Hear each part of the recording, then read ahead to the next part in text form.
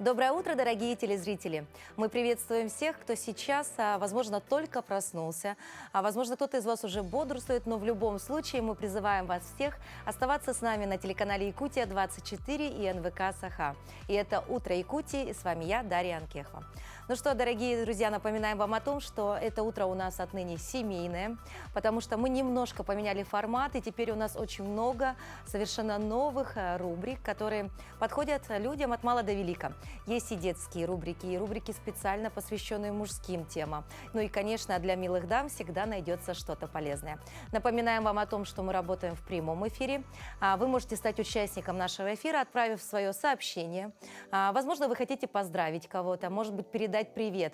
Ну или, возможно, у вас просто замечательное настроение. Смело отправляйте ваши смс-сообщения на наш телеграм-канал, и мы обязательно в течение эфира озвучим их. Успевайте, на это у вас есть буквально около часу.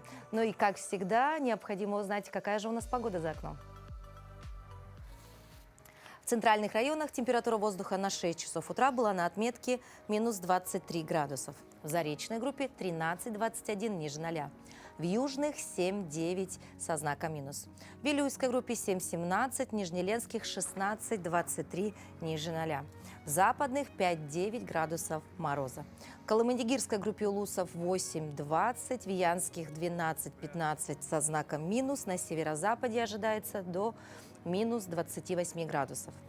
В Якутске температура воздуха на 6 часов утра была на отметке минус 15 градусов. Атмосферное давление 758 миллиметров ртутного столба. Ветер северо-восточный 2 метра в секунду. Сегодня днем преимущественно без осадков. Ветер восточный 4,9 метра в секунду. Температура воздуха ожидается до минус 8 градусов. В России 23 октября отмечают День работника рекламы, также известный как День рекламщика. День работников рекламы не входит в число официальных праздников, однако он пользуется большой популярностью в профессиональных кругах. Впервые его стали праздновать еще 20 лет назад. Первые рекламные объявления встречались еще в древности. Они представляли собой деревянные или глиняные дощечки, надписи на камнях и зданиях, где была указана информация о товаре. В средние века в городах появились глашатаи, оповещающие граждан обо всех общезначимых событиях, в том числе о рыночных распродажах и ярмарках. К тексту подходили уже более изобретательно, оглашая его в стихотворной или шутливой форме. На Руси эту функцию выполняли зазывалы и коробейники. В основном к их услугам прибегали купцы, чтобы быстрее продать товар. Письменная реклама сложилась ближе к XVII веку, что связано с развитием книгопечатания. Изобретение печати в целом изменило жизнь человека. Подешевели книги, стало доступнее образование, а рекламу можно было распространять при помощи газет. В XX веке к печатным изданиям добавились радио, телевидение и интернет, благодаря которым реклама стала по-настоящему массовым явлением. Мы поздравляем всех, кто работает в этой сфере, с профессиональным праздником, с Днем рекламщика. Ну а чем же еще запомнился этот день, узнаем далее. На календаре 23 октября – Международный день снежного барса. По народному календарю в этот день чествуют двух святых. На Руси в этот день наблюдали за разными приметами, по которым можно было судить о предстоящей погоде. Смотрели, например, на месяц. Считалось, что его рога должны показывать в ту сторону, откуда вскоре подуют ветры. Существовало и другое толкование этой приметы. Если рога месяца указывают на север, быть скорой и строгой зиме. Если на юг, до самой Казанской, будет грязь и слякоть. Этот день в истории. 1814 год. Проведена первая в Европе пластическая операция. 1937 начался героический дрейф в Арктике ледокола «Георгий Седов». 1953 Андрей Сахаров избран действительным членом АН СССР. 2000 год. Китайские археологи обнаружили музей древних музыкальных инструментов.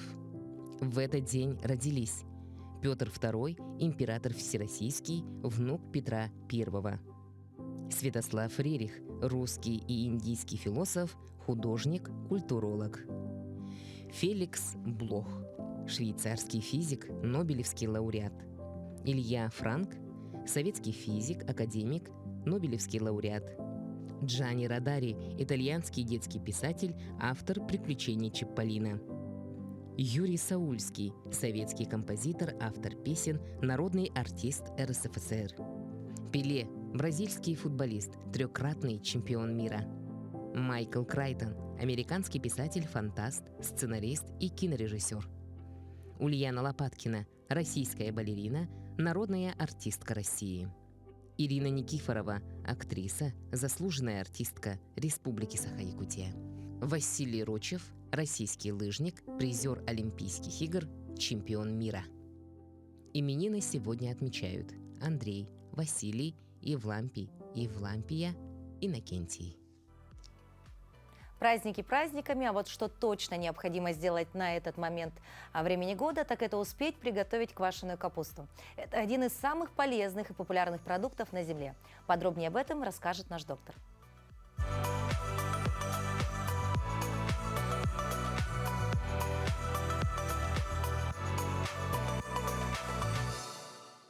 Доброе утро! Любая бабушка скажет, что домашние консервы – это кладезь витаминов, так необходимых зимой. Но мы, врачи и диетологи, часто говорим о вреде консервов, так как в них содержатся уксус, соль, сахар и специи, которые в больших количествах не слишком полезны для организма.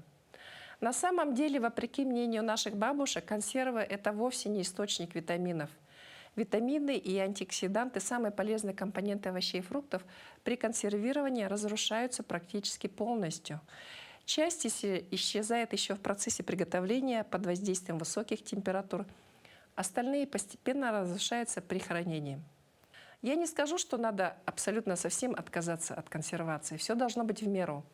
Самое опасное в консервах – это повышенное содержание соли и уксуса. Наиболее полезные заготовки – это заморозки или сушение. К счастью, с морозом у нас проблем нет.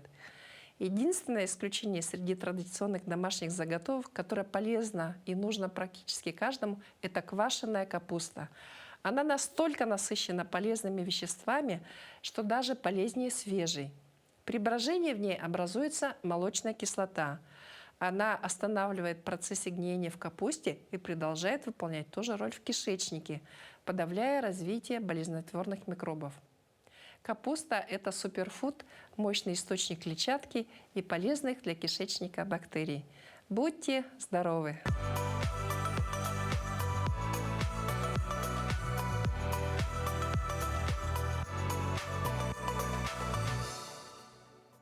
А сейчас предлагаем вам проснуться вместе с последними новостями от наших коллег.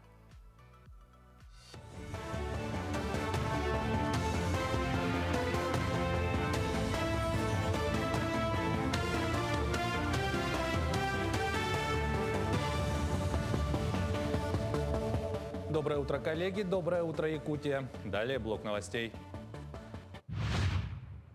В Казани открывается 16-й саммит БРИКС. Ожидается, что приедут представители более 30 государств. В мероприятии примут участие не только главы государств, участников международного объединения, но и многие другие видные политики. Россия в этом году председательствует в БРИКС, поэтому и принимает саммит. И как раз 1 января состоялось расширение организации. К Бразилии, России, Индии, Китаю и ЮАР присоединились Египет, Объединенные Арабские Эмираты, Иран и Эфиопия. Кроме того, как отметил пресс-секретарь президента России Дмитрий Песков, в эти дни предстоит прояснить статус Саудовской Аравии. Осложнена работа основной паромной переправы региона Якутск-Нижний Бестях. По сообщению Минтранса Республики, это связано с интенсивным понижением среднесуточной температуры воздуха и образованием рыхлых масс льда на реке Лени. В настоящее время на переправе осуществляют движение 7 паромов, из них 1 грузовой паром с сопровождением буксиров.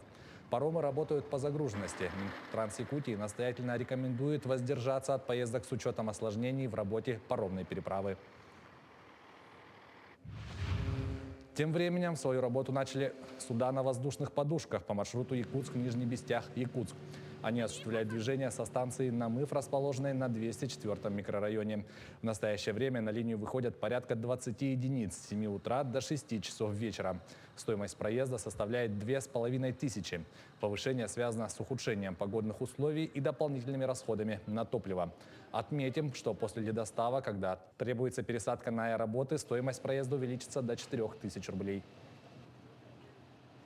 За 2500 человека. Неприятно, но куда деваться. Ну, единственное, хорошо, быстро. 10 минут и тут. Посылку отправил. Вот удобно стало, чем в 203-м. Как бы так. И цены нормальнее, чем в прошлом году. В 2 раза дороже было. За 1000 отправлял, в этом году попросил, ну, как бы оплатил 500 рублей. Сейчас буквально через 20-30 минут доедет. Вот позвонил, они вот на ЖД вокзале встретят. Судебные приставы смогут дистанционно проверять коллекторов. Минюст планирует расширить возможности службы судебных приставов по контролю за коллекторами. Пристав сможет со своего рабочего места заглянуть в компьютер коллектору, с кем тот сейчас общается, не грубит ли должникам. Соответствующие планы предлагается закрепить в государственной программе «Юстиция». Проект соответствующих поправок к программе вынесен на общественное обсуждение. Как пояснили в ведомстве, такой мониторинг основан на добровольном участии контролируемых лиц и осуществляется по их заявлению. Иными словами, тайно подключиться к серверам банка или коллекторского агентства будет нельзя. В Ленске с начала республиканской программы переселения из ветхого и аварийного жилья снесли 83 расселенных дома, из них 16 в этом году. Всего в программу включено 220 многоквартирных домов. Отмечается, что снос одного дома в среднем стоит от 3 до 3,5 миллионов рублей. Сейчас в городе остаются 50 расселенных, но не снесенных домов. До конца года переселят 502 человека, опустеют еще 40 домов. После получения 35 миллионов рублей из районного бюджета объявят аукцион. На данный момент администрация ищет подрядчика для сноса аварийных домов, чтобы продолжить работы. В следующем году к концу реализации программы появятся еще 40 расселенных домов. Интерактивная экспозиция стала очередным этапом Дней регионов Дальнего Востока в Высшей школе экономики. В столице страны продолжается серия мероприятий. Дальневосточный федеральный округ, по словам проректора Высшей школы экономики Дмитрия Земцова, представляет собой уникальную и многогранную территорию, способную предложить широкие перспективы как для проживания, так и для построения карьеры. Студенты, которые познакомились с экспозицией, отметили интересные локации, тесты на профориентацию, интерактивные экраны, где можно отправиться в виртуальное путешествие. На входе в экспозицию можно продегустировать дальневосточную продукцию, а также принять участие в большом дальневосточном квесте, победитель которого выигрывает путешествие в регион на двоих.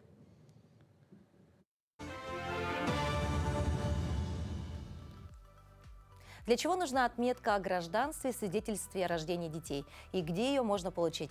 Об этом нам расскажет аналитик отдела внедрения и сопровождения услуг Центра «Мои документы» Лилия Ли. Доброе утро. Доброе утро. Для начала давайте разберемся, что за отметка о гражданстве Российской Федерации детей до 14 лет. Такая отметка является одним из документов, подтверждающих наличие гражданства у детей до 14 лет.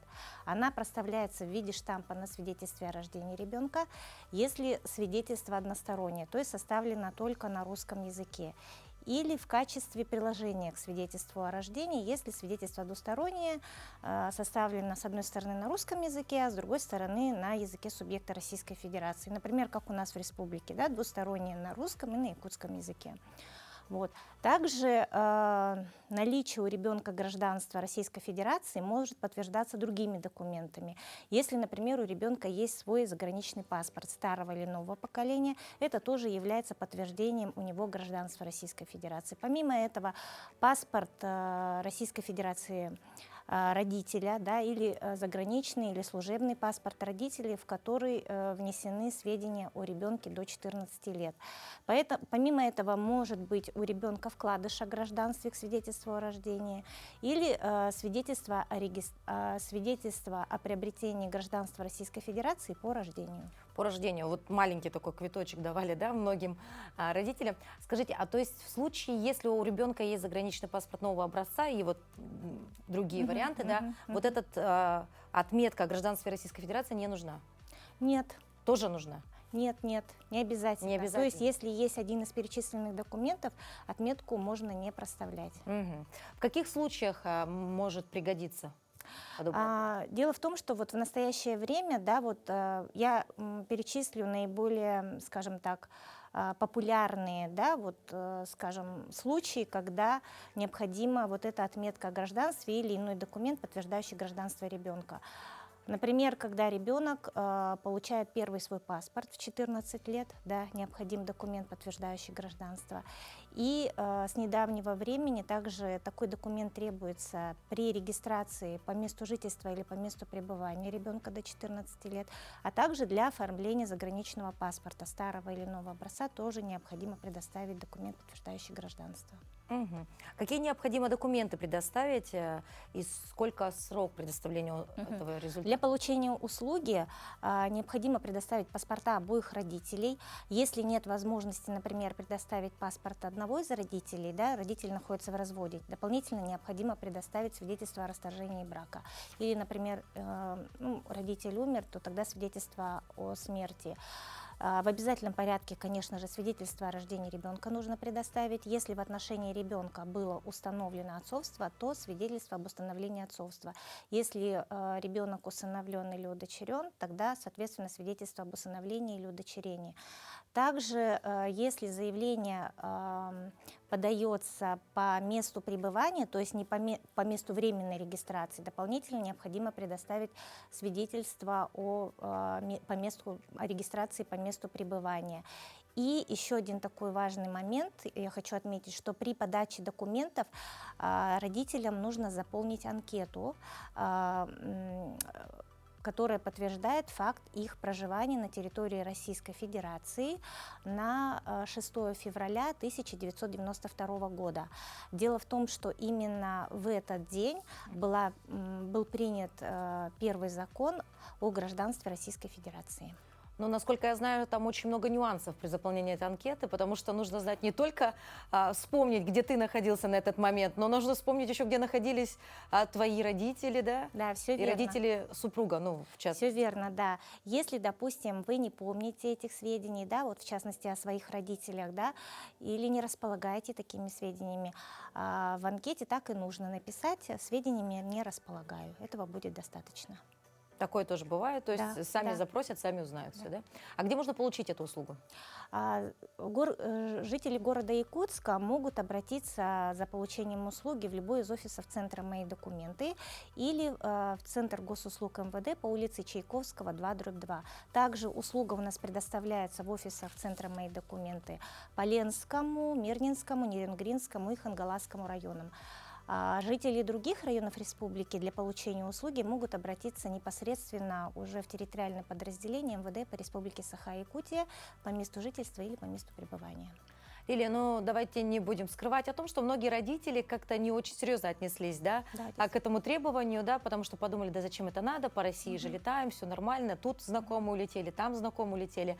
Все-таки случаются случаи, когда ребенку отказано перемещение по стране, либо выезд за ее пределы? Да, бывают такие случаи. Просто видите, ранее, да, скажем так, если оба родителя являлись гражданами Российской Федерации, не всегда требовали дополнительный документ, подтверждающий гражданство ребенка. Да. В настоящее время этот документ является обязательным. То есть, если, допустим, у вас ваш ребенок не вписан в паспорт, например, заграничный паспорт старого образца, да, и эти записи не заверены органом, или у ребенка нет своего заграничного паспорта, в том числе биометрического, то в этом случае все-таки мы рекомендуем получить эту отметку. Угу. Ну а если случаются такие моменты, когда, допустим, мы потеряли свидетельство о рождении, либо заменили его по каким-то причинам, да, а отметка все-таки, она же относится к тому свидетельству о рождении на момент которого вы получали, правильно? Да, все верно, что нужно потому делать в этом что случае? когда проставляется штамп на самом свидетельстве или в качестве приложения, да, на отдельном листе, соответственно, указываются реквизиты свидетельства, да, к которому оформляется вот эта отметка. То для этого, если, допустим, вы получили дубликат свидетельства о рождении, да, в связи, там, например, порчей или утратой, то необходимо будет уже обратиться в территориальный орган МВД, не в МФЦ, к сожалению, а в территориальный орган МВД для повторного проставления отметки. Просто именно для проставления отметки.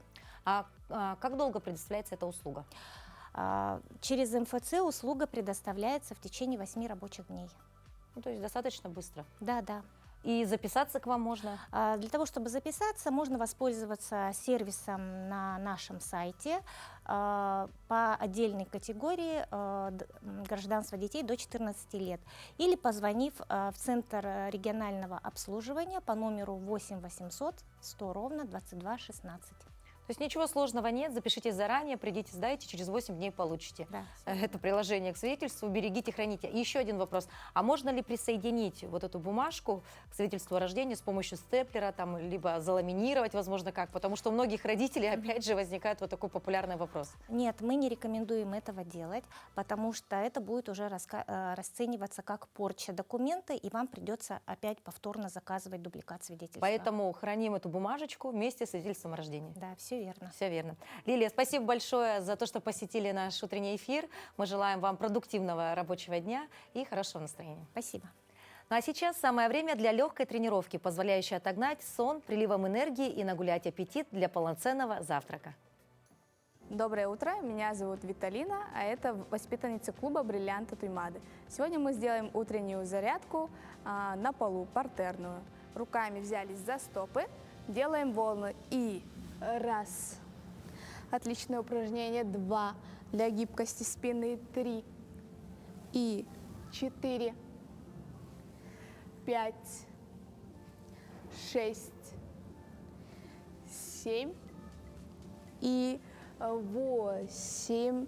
Тянемся вперед, легли вперед, тянем бабочку. И раз, 2, 3, 4, 5, 6, 7, 8. Отлично.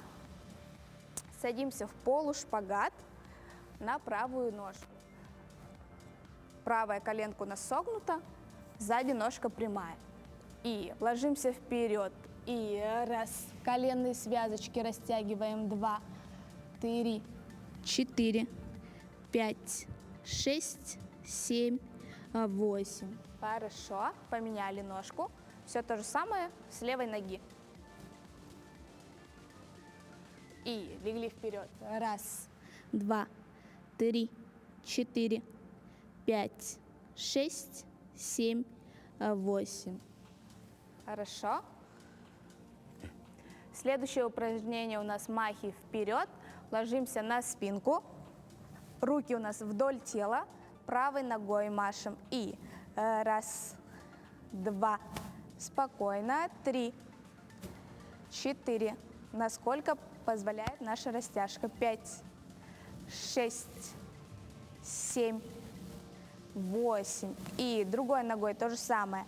Раз, 2, 3, 4, 5, 6, 7 и 8. Отлично.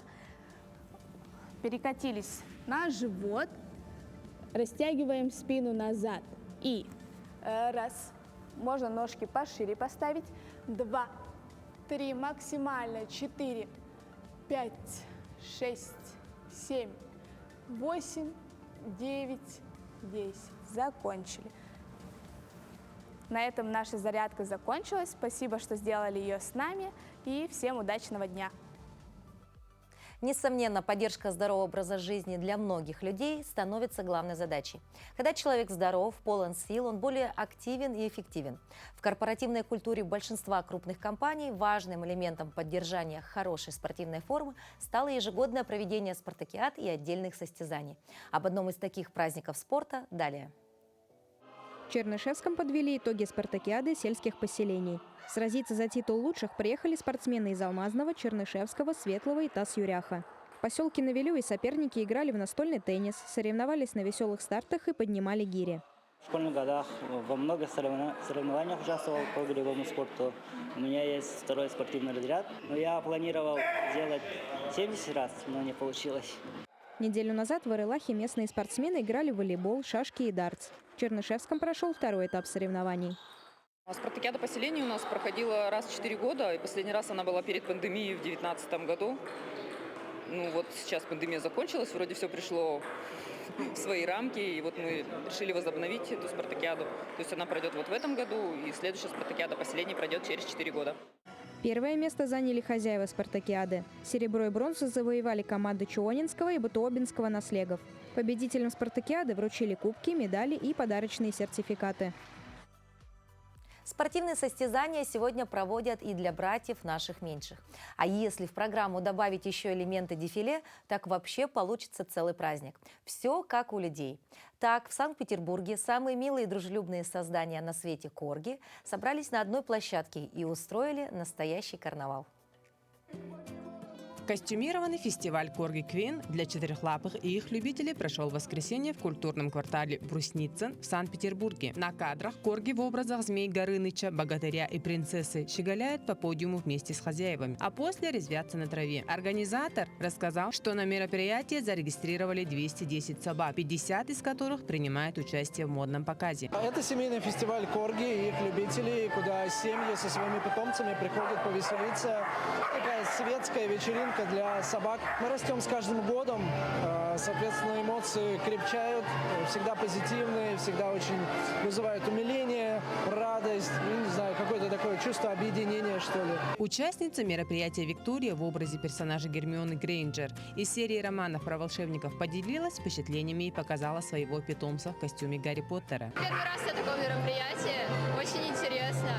Много эмоций позитивных. Очень нравится. В пресс-службе фестиваля сообщили, что помимо конкурса костюмов, посетители приняли участие в корги-гонках, соревнованиях по бегу среди пушистых, корги-воде-хороводе и коргейке детской игре «Ручеек», в которой питомцы получше узнают друг друга. Также организаторы подготовили фото и видеозоны, маркеты с полезными товарами для корги и другие интерактивы. С улиц культурной столицы нашей страны перенесемся в родной Якутск, в частности, на улицу Нагорная. Не слышали о такой? Кюней Заболоцкая с удовольствием расскажет нам о ней. Доброе утро, меня зовут Заболоцкая Кюней, и сегодня я хочу рассказать вам об улице Пояркова, которая раньше называлась улица Нагорная. Улица Пояркова – одна из центральных улиц нашего города. Она названа в честь Василия Даниловича Пояркова, который в 1643 году возглавил первую труднейшую экспедицию на Амур, которая продолжалась 35 месяцев.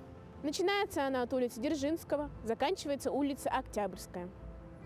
Продолжительность ее около 2 километров. На ней расположен самый северный цирк в мире – бриллиантовый цирк. Спортивные комплексы Мадун, Чолбон, Дом культуры имени Кулаковского, а также сквер Карлу Максу. А вы помните, что 20 лет назад не было моста через Ерик, озер Тала и Сайсары, и там был тупик для автомобилей. А на месте спортивного комплекса Чолбон располагался рынок Энтиэли. В сквере музыкального училища памятник посвящен Исидору Барахову, советскому государственному общественно-политическому деятелю Якутии начала 20 века. Вместе с Максимом Амосовым и Платоном Аюнским он стоял у истоков создания Якутской АССР в составе РСФСР. Больше всего на улице Пояркова мне понравилось, что у нее очень развитая инфраструктура. По ней можно быстро добраться и до площади Ленина, и до улицы Лермонтова. На сегодня я заканчиваю. Всем пока и удачного дня! 27 октября отмечается Всемирный день аудиовизуального наследия. Около 150 лет прошло с момента появления первых в истории человечества приборов для записи и воспроизведения звука, таких как фонограф, граммофон, и первых прототипов фото и кинокамер, а также первых кинопоказов «Братья Люмьер». За это время появилось невероятное множество аудио-видеозаписей, фильмов, фотодокументов, программ, передач радио и телевидения. Аудиовизуальные документы – это бесценное наследие всего человечества. История Якутии неразрывно связана и с историей развития Национального центра аудиовизуального наследия народов Республики Саха-Якутия. От первых материалов на кинопленке и до современного периода цифровизации аудиовизуального наследия.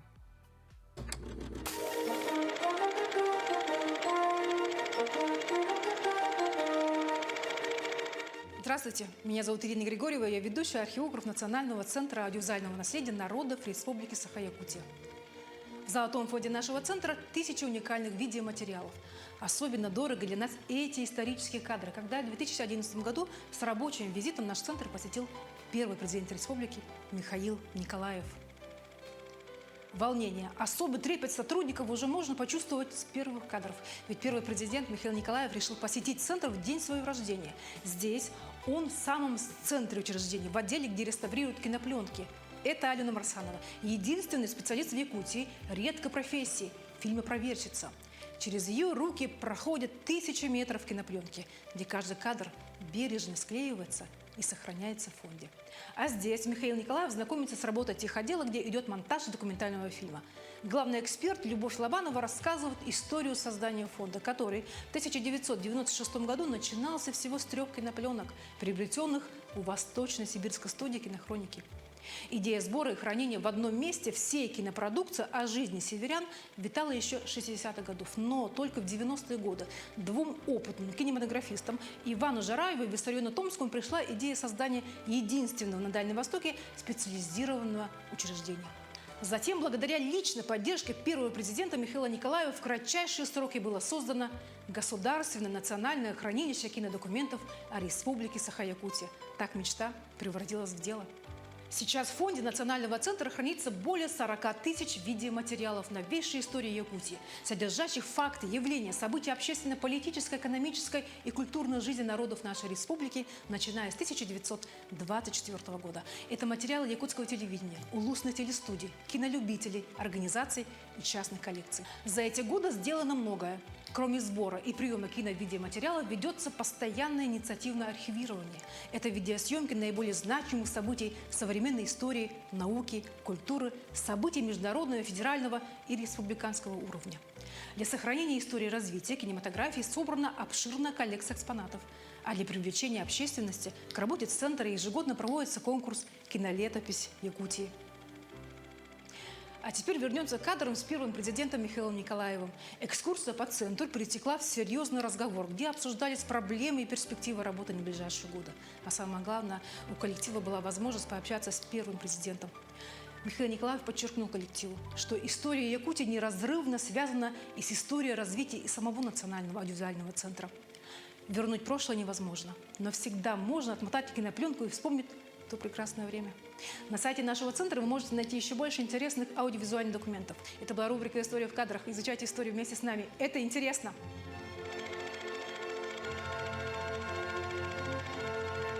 Тем временем наши коллеги из информационной службы вновь готовы рассказать о последних новостях, которые произошли в нашей республике и за ее пределами.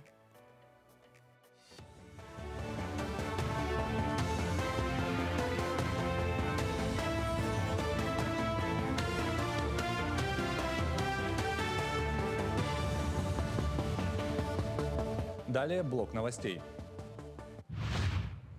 Россияне могут получить помощь до 350 тысяч рублей для своего бизнеса. По словам члена Комитета Госдумы по соцполитике Екатерины Стенякина, есть несколько направлений, по которым государство оказывает социальную помощь в формате социального контракта. Так, если на обучение выделяется не более 30 тысяч рублей, то на открытие подсобного хозяйства 200 тысяч. А на открытие бизнеса можно получить единоразовую выплату в размере до 350 тысяч рублей.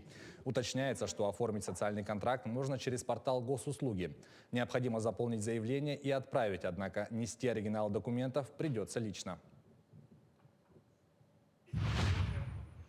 Сбербанк повысит ставки по ипотеке сразу на 3 процентных пункта. Минимальная ставка на вторичное жилье составит 24,6%, на первичное – 24,9%. Также повышается минимальный первоначальный взнос по льготным программам до 50,1%, за исключением ряда случаев. Отмечается, что решение повысить ставки по ипотеке Сбербанк объяснил ростом доходности облигаций федерального займа и высокой ключевой ставкой Центробанка.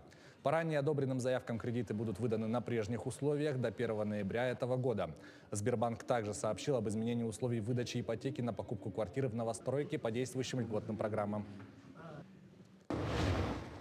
Нерингринский городской суд вынес приговор в отношении 53-летнего жителя города Нерингри. Он признан виновным в незаконном приобретении и хранении наркотических средств в значительном размере. Суд установил, что обвиняемый периодически употреблял запрещенные вещества и состоял на учете у нарколога. Ранее он уже был осужден к условному наказанию с возложением обязанности пройти лечение от наркозависимости за незаконный оборот наркотиков в крупном размере. В период условного осуждения в июне 2024 года мужчина в сети интернет бесконтактным способом приобрел для личного употребления синтетическое наркотическое средство в количестве не менее 0,5 грамма, что является значительным размером. По полученным координатам в безлюдной части города он обнаружил закладку с наркотиком, часть которого сразу употребил. По пути домой он был задержан сотрудниками транспортной полиции за нахождение в общественном месте в состоянии опьянения. В ходе личного досмотра запрещенное вещество было обнаружено и изъято из незаконного оборота. Ввод 6 водоочистных станций планируется в Якутии в этом году.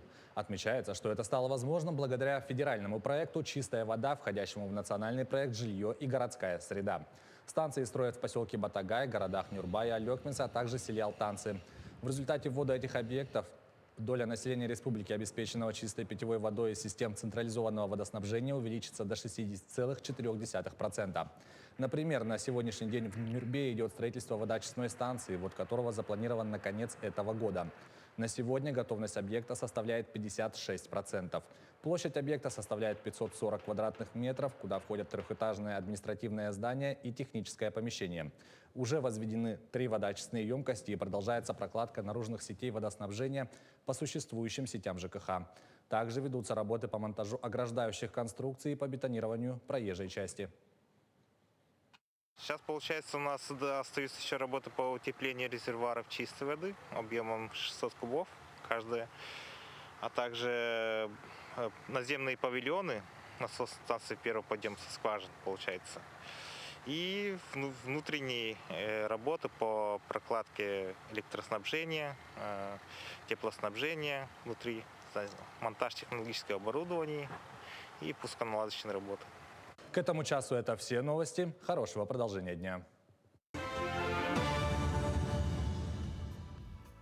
Якутская ювелирная отрасль сегодня, несомненно, является брендом республики. Это наша гордость и достояние.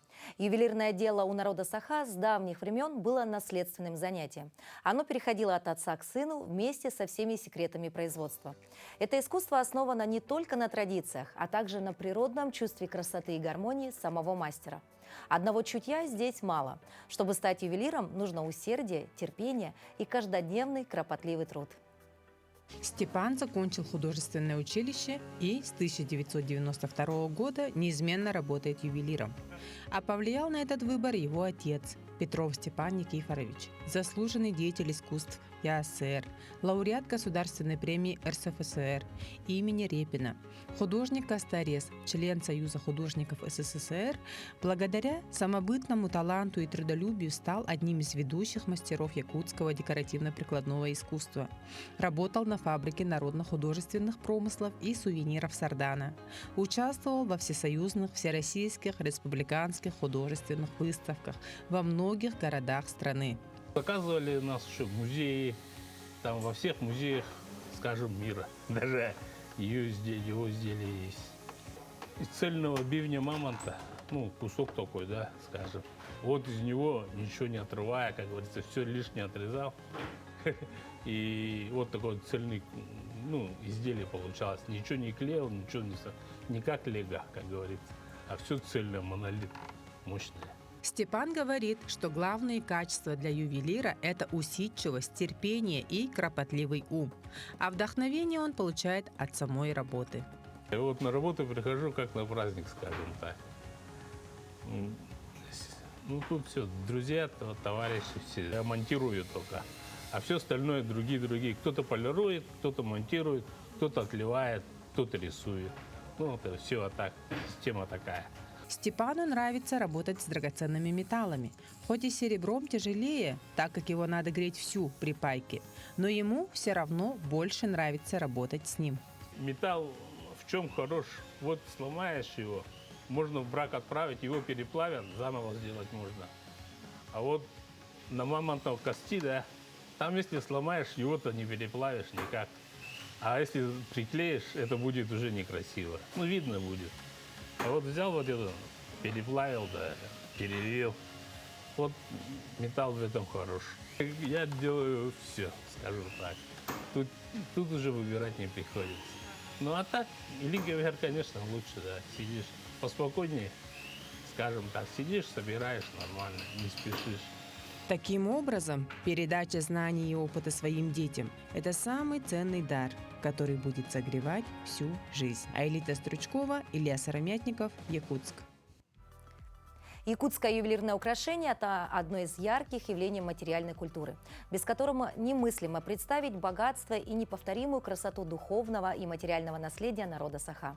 Ведь оно хранит в себе преданность традициям и корням. И в честь Дня работника ювелирной и алмазогранильной промышленности в Якутии состоится республиканская выставка «Ювелирные династии Якутии», посвященная Году семьи в России. Она пройдет с 21 октября по 8 ноября. Рассказать об этом мероприятии к нам в студию пришла Анна Гуляева, ведущий эксперт отдела по работе с ценностями Госфонда Республики Саха-Якутия. Анна Владимировна, доброе утро. Доброе утро, Дарья. Ювелирная неделя 2024. Расскажите мне немного о программе. Спасибо большое. Пользуясь случаем, хотелось бы всех причастных поздравить с сегодняшним праздником. Сегодня день ювелирной и алмазогранильной промышленности в Якутии. Всех от всего сердца поздравляю и желаю успехов и процветания в своем деле. Возвращаясь все-таки к программе, да, интересно узнать, какие мероприятия будут. Ювелирная неделя у нас началась с этой недели, с понедельника по пятницу. 5 дней мы запланировали обширную плодотворную программу. Вместе совместно сделали коллаборацию с ювелирами Арктики и Якутским художественным училищем, их преподавателями и ювелирами, куда входят у нас мастер-классы различные. Уже прошел вчера мастер-класс прекрасный, где посетили около 30 человек. Мы, конечно же, помогаем нашим ювелирам, начинающим, молодым. Одна из них, которая была ювелир Григорьева Татьяна, она выпускница Арктического государственного института культуры и искусств. Она же, кстати, в этом году, хочу отметить, принимает участие во всероссийской выставке, которую проводит Гохран России. Также в эту неделю у нас входят встречи с ювелирами, различные дружеские встречи по локальному бренду и так далее. Проходит выставка ювелирные династии, которая приурочена году семьи в России. Вот. Далее у нас еще проходят дружеские встречи, плюс еще у нас проходит не только проводим мы и Якутское художественное училище, но и Северо-Восточный федеральный университет проводит рабочие встречи с ювелирными компаниями по дальнейшему взаимодействию со студентами и выпускниками. Разрабатывают разные планы и работы на будущее. Анна, вот вы затронули тему, такую интересную выставку «Ювелирные династии Якутии». Вот немножко расскажите о таких основных династиях, вот, благодаря которым, в принципе, ювелирное дело шагнуло очень быстрыми темпами вперед. Ювелирные династии Якутии. Идею данной выставки, инициатива была от Якутского художественного училища, а в частности нашего куратора выставки Неустроевой Александры Анатольевны. Она куратор у нас уже каждый год. Как ты знаешь, Дарья, у нас ежегодно проходят выставки, различные проекты, в которых мы продвигаем наших ювелиров в развитии и также в продвижении и узнаваемости. Династий у нас действительно очень много. Действительно. В нашей выставке участвуют 5 династий. Это такие, как династия Заболоцких. Я думаю, все знают ювелирную компанию «Горутум». Династия Осиповых, ювелирная фирма «Семьях». Династия Егоровых. Лука Митрофанович у основания стоит, известный ювелир. Дальше у нас идет династия Ивановых и династия Алексеев, мастерская Петра Алексеевых, тоже знаменитая очень. Ну, то есть, наверное, многие знают не понаслышке, да, какие торговые дома представляют, да, либо какие-то бренды известные, да. Вот немножко об участниках выставки можно рассказать поподробнее? Вот можно ли будет с ними встретиться лично? Либо мы можем только увидеть их работы, либо, может быть, какой-то фотоархив увидят, пришедшие на эту выставку? Сегодня у нас проходит открытие выставки. Туда могут прийти ювелиры, действующие и новое поколение ювелиров, где будут все участники данных выставки. Они дают интервью и рассказывают у витрин свои изделия и как они создавались бабушкой, дедушкой. И действительно они передаются из поколения в поколение. От отца, дочери, внуков и так далее. Где внуки сейчас у нас современные технологии, они включают 3D-моделирование и воспроизводят изделия 3D-формата. То есть новые технологии впереди. Это очень отрадно, что действительно это передается из поколения в поколение, и мы можем показать это своим детям и воспитывать наше якутское поколение все так же, но в новом русле. В новом русле. А если говорить про простого зрителя, да, допустим, можно ли будет прийти и посмотреть эти изделия чуть позже, даже не обязательно сегодня, но в течение какого-то времени? Конечно, да, выставка у нас открыта уже с понедельника, и вы можете прийти в любое время с 10 до 5, экскурсии каждый день. У нас много проектов в сокровищнице Якутии. В августе у нас открылась выставка «Алроса. Алмазная история Якутии». Ее продлили до конца декабря. Хотелось бы тоже всех горожан и гостей прийти и полюбоваться невероятным свечением алмазов нашей республики. Ну а финальным мероприятием всего этого как праздника ювелирного что станет? У нас планируется в ноябре месяце выставка «Ювелирные украшения Якутии». Тоже будет масштабное мероприятие. В прошлом году вы были, Дарья, у нас в гостях. Тоже также на таком же уровне мы проведем выставку, данный проект совместно с ювелирами Арктики и Якутским художественным училищем. Ну а вообще цель подобных проектов для Гохран Республики какова? Данные проекты, все, над которыми мы работаем, мы проводим для людей.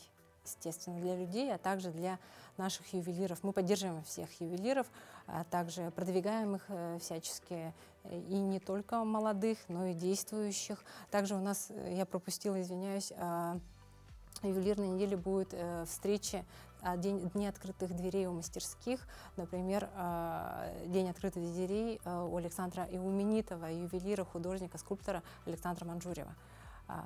Вот такие именитые ювелиры с нами сотрудничают. И не только такие, просто невероятно. Я не знаю, их очень много на самом деле. Анна, а на вашей памяти, вот, допустим, какое-то ювелирное украшение есть, которое навсегда вот осталось у вас в памяти и которым вы прям восхитились просто с точки зрения не как профессионала, а с точки зрения зрителя? Вот на этой выставке, что вот больше всего запомнилось? Может, заинтригуем сейчас зрителя? Так, да, наверное, даже не ювелирные изделия. Все ювелирные изделия прекрасны, на самом деле. У каждого ювелира своя техника, своя методика, которая передается, опять же, из поколения в поколение. Да. Но вот я бы хотела отметить скульптора Колодезникова. Он невероятно прекрасно делает свои изделия. Скульптор и в прошлом году представил свои изделия. Вот ему много лет, конечно, да, и с большим уважением относимся к нему. И его изделия экспонируются у нас в сокровищнице и хранятся в Госфонде Республики Саха-Якутия. Ну что, еще раз спасибо, что сегодня пришли и рассказали нам про такую интересную программу. Ну и, конечно, мы желаем, чтобы побольше зрителей пришло и восхитилось работами наших ювелиров. Ну а мы, в свою очередь, призываем всех наших телезрителей обязательно посетить выставку, потому что, вот как говорит Анна, есть на что посмотреть, есть чем восхититься. Ну а всех ювелиров мы поздравляем с замечательным праздником. Анна, спасибо вам большое. Спасибо вам, Дарья. Хорошего вам рабочего дня. Спасибо. И вам.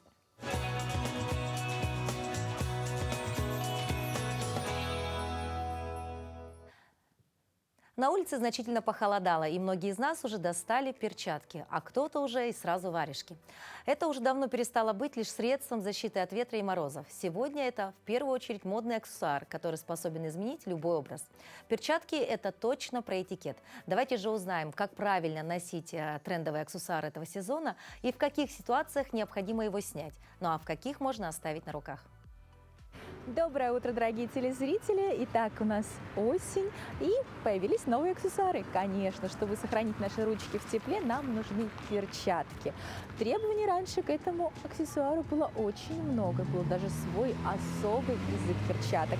Но сейчас все стало проще, это не может не радовать. А как именно и какие правила нужно соблюдать, мы вам сейчас расскажем. Помним, что правила в обращении с перчатками для мужчин и женщин отличаются. Так, если дама может не снимать перчатку при приветствии, и когда она подает изящно свою ручку для поцелуя, то мужчина при приветствии обязан снять перчатки, продемонстрировав, что его руки свободны от оружия. Мужчины и женщины могут не снимать перчатки, входя в помещение, если это часть их костюма. Но помним, что если речь идет о приеме пищи, то ни в коем случае, если вы сняли перчатки, класть их на стол нельзя. Если речь идет о рукавицах или меховых перчатках с начесом, то их снимать при приветствии обязательно.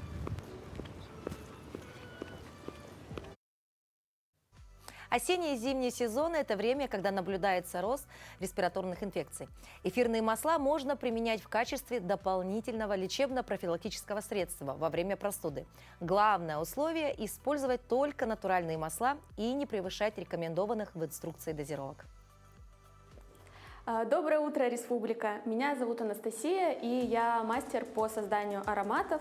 И сегодня я вам расскажу, как с помощью ароматов можно провести профилактику различных заболеваний, таких как ОРЗ и ОРВИ, потому что сейчас начался сезон такой холодный, когда мы все этому подвержены. Многие помнят, как в детстве нам вешали на шею кулончики, в которых был зубчик чеснока, который должен был отгонять все болезнетворные бактерии. Но когда мы выросли, сейчас очень трудно представить, как мы идем на работу, источая запах чеснока. Поэтому этот лайфхак можно заменить другим и использовать приятные аромамасла, которые обладают натуральным антисептическим действием. Это, например, такие масла, как чайное дерево или, например, можжевельник. Можжевельник приятно и очень натурально пахнет. И также этот аромат можно использовать как в моноварианте, так и смешать его с такими, например, ароматами, как эвкалипт или корица. Корица еще и придаст вам новогоднее настроение и будет вас радовать в течение дня.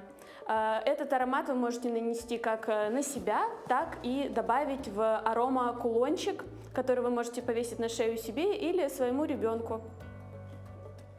Помимо аромакулончика вы также можете нанести аромат на свою кожу. Вы можете нанести его как где-то возле лица, в районе шеи, также и на запястье, чтобы когда вы жестикулировали, этот аромат создавал облачко вокруг вас, которое вы будете вдыхать. В профилактике заболеваний на помощь могут прийти и комнатные растения. Они перерабатывают углекислый газ в кислород, радуют глаз и освежают интерьер. А у некоторых из них есть суперсилы – очищать воздух от вредных веществ, а также лечить и избавлять от депрессии. Расскажем вам немного о зеленых героях, которые приживутся в каждой квартире. Доброе утро! В нашей рубрике сегодня бегонии. Они известны тем, что это растения тропические нижнего яруса. Они растут по низу деревьев. Также у них очень декоративно-лиственные, растения декоративно-лиственные, очень красивые листья у них. Бывают, конечно, вечно цветущие растения, бывают декоративно-лиственные. А также бегонии известны тем, что они фитонцидными свойствами обладают, то есть летучими веществами, которые подавляют рост бактерий, вирусов. У кого проблемы с дыхательной системой, можно посоветовать вот такое растение – Каролина люцерна. Это растение помогает при астме, при ангине и у кого есть бронхит. Это растение очень полезное. Очень красивые растения, вот такие с листьями идут, декоративными листьями. Вот они, такими называется королевская вот эта, рекс. А также в последнее время набирают популярность бегонии как макулата. Пятнистые бегонии очень красивые, и они очень украшают наши дома. Ну что, дорогие друзья, время с вами пролетает, конечно же, незаметно. Утренний эфир, он очень такой позитивный, очень насыщенный. И у нас осталось буквально несколько минут до окончания нашей утренней программы. И мы напоминаем вам о том, что отныне формат «Утро Якутии» – это семейная программа. Поэтому мы стараемся все чаще созваниваться с нашими телезрителями и давать возможность вам принимать участие в нашем прямом эфире. Вот прямо сейчас вы видите на экране наш телефон прямой линии. Вы можете сейчас, буквально вот в последние, так сказать, 2 минуты, позвонить и, допустим, передать привет, либо поздравить своих близких. Ну, возможно, писать времени нет, ну, а вот как минимум набрать 6 цифр и позвонить нам в студию у вас возможность есть. Поэтому вдруг у ваших близких сегодня праздник, вдруг среди ваших близких есть работники в сфере рекламы, либо ювелиры, пожалуйста, успевайте поздравить их с профессиональным праздником. Ну а мы напоминаем вам о том, что каждый день мы работаем в прямом эфире, ну и все наши интересные сюжеты, а также темы для обсуждения мы дублируем всегда в телеграм-канале, который вы видите также прямо сейчас. Присоединиться к нашей большой семье легко и просто. Главное отсканировать QR-код, который вы видите прямо сейчас на экране. И последние новости будете знать вы прямо оттуда, черпая всю информацию. Ну что, дорогие друзья, еще раз хотелось бы напомнить, что позвонить вы можете прямо сейчас, время еще у вас есть. Ну а мне редакция подсказывает, что у нас есть уже первый звонок, который мы ожидаем уже прямо сейчас. Сейчас технически нас подключат наши сотрудники, и мы выдадим прямой эфир звонок. Итак,